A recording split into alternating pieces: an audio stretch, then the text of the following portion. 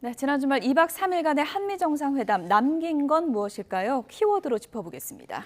조한범 통일연구원 선임연구위원, 박원곤 이화여대 북한학과 교수 모셨습니다. 두 분 안녕하십니까? 어서 오세요. 네, 안녕하세요. 네, 한미정상회담 첫 번째 키워드 내용 확인해 보도록 하겠습니다.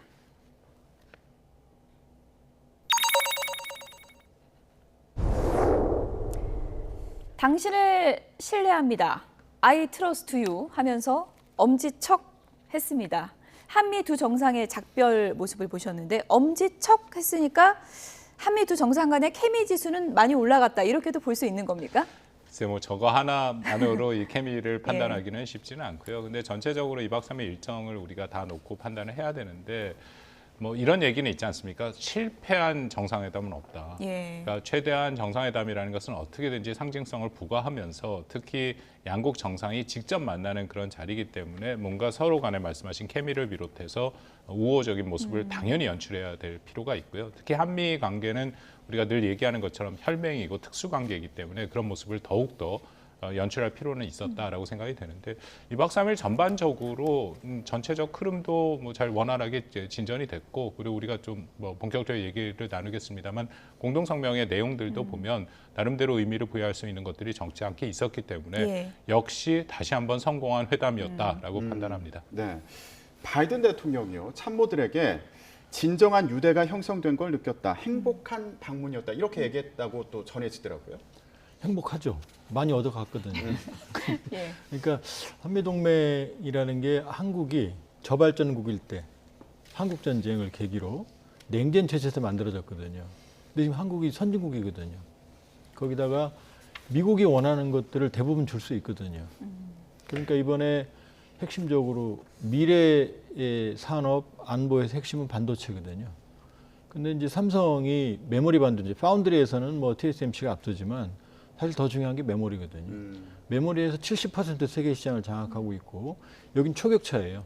2위가 못 따라와요. 파운드리는 서로 싸우고 있거든요.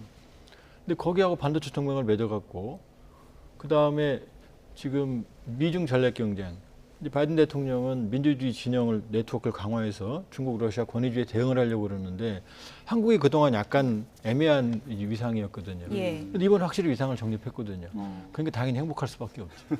행복했다. 그러니까 바이든 미국 대통령이 많이 얻어간 정상회담이었다고 이제 총평을 해주셨는데 이번 한미 정상회담 큰 틀에서 보면 어떤 의미의 회담이었다. 좀 총평을 하자면 어떤 의미가 있는 겁니까? 굉장히 어려운 회담이었죠. 어려운 회담이었습니까? 왜냐하면 이 환경 자체가 굉장히 어려운 상황에서 시작을 했습니다. 우리가 잘 알다시피 미중 간의 갈등은 점점 첨예화돼 있고 북한은 올해 들어서 이른바 모라토리움을 깨면서 한반도에 긴장은 계속 조성이 돼 있고 또 결정적으로 윤석열 정부가 출범한 지 열흘밖에 안 된 상황에서 준비 기간도 시간도 그렇게 많지 않았다라는 전체적으로 쉽지 않은 상황이었는데 아까 잠깐 말씀드린 것처럼 결론적으로 볼 때는 생각보다 굉장히 많은 것들의 의미 있는 부분들을 도출해냈다라고 생각이 되고요.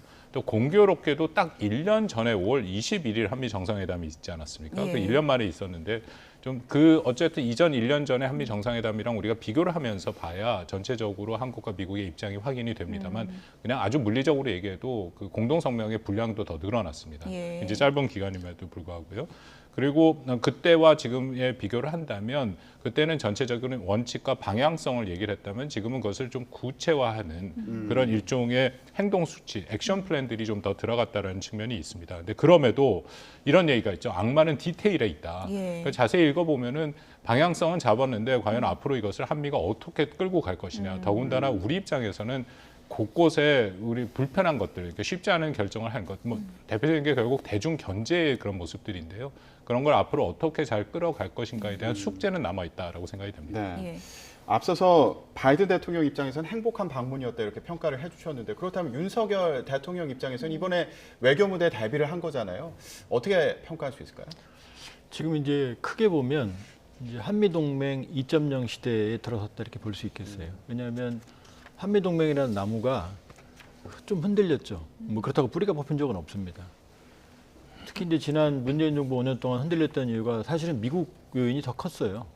트럼프 대통령이 미국 고립주의, 그다음에 미국 우선주의를 내세우면서 주한미군 철수까지 또 방위비 분담도 무리한 요구까지 할 정도로 동맹을 무시했거든요.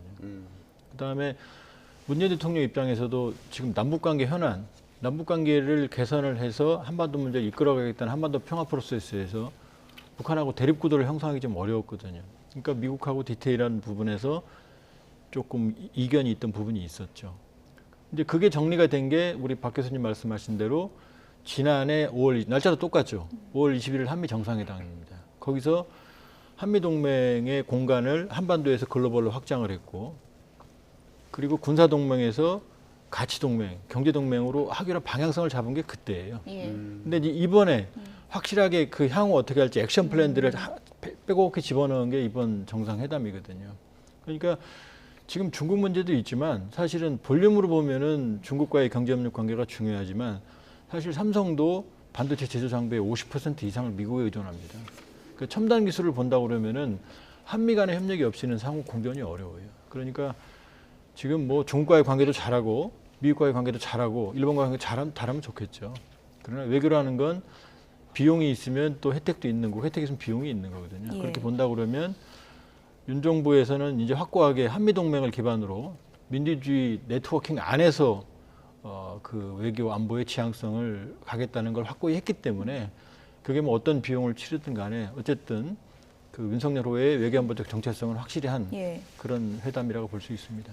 정상 간의 회담이 마무리되고 서로 주고받는 선물도 외교적인 의미가 부여될 수밖에 없는데 바이든 미국 대통령이 윤석열 대통령에게 명패를 하나 선물했다고 하는데 이게 화제를 모으고 있더라고요. 네, 그렇습니다. 그 명패가 쓰여진 것이 모든 책임은 내가 진다라는 그 영어로 그렇습니다만 The buck stops here라는 트루만 대통령의 자기 책상 위에 얹어 있다라는 예. 건데요.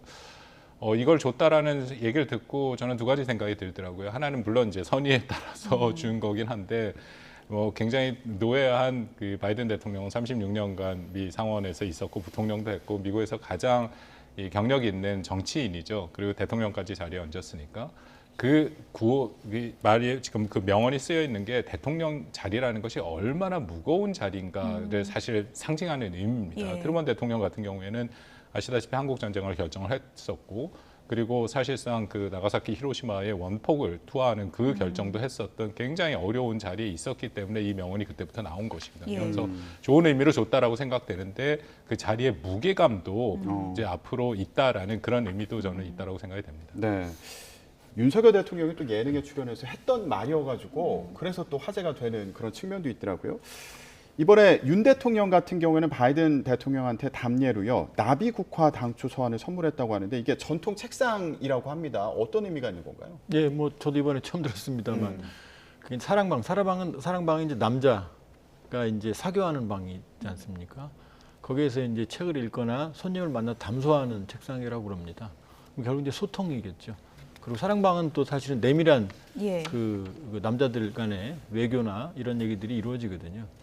그러니까 정상회담에서 뭐 케미 이런 거는요 사실은 미리 다 각본에 짜인 겁니다. 뭐냐면 이번 정상회담을 예. 완벽하게 뭐 프렌드십으로 간다 그러면 거기에 맞춰서 다 이제 조정을 하죠. 엄지척 뭐 이런 선물도 다 거기에 맞추는 거거든요. 예. 그러니까 이번 정상회담은 확실하게 한미가 케미를 맞추는 쪽으로 방향을 잡은 것 같고요. 그러니까 아마 선물도 그런 차원에서 구상이 됐겠죠. 네. 자,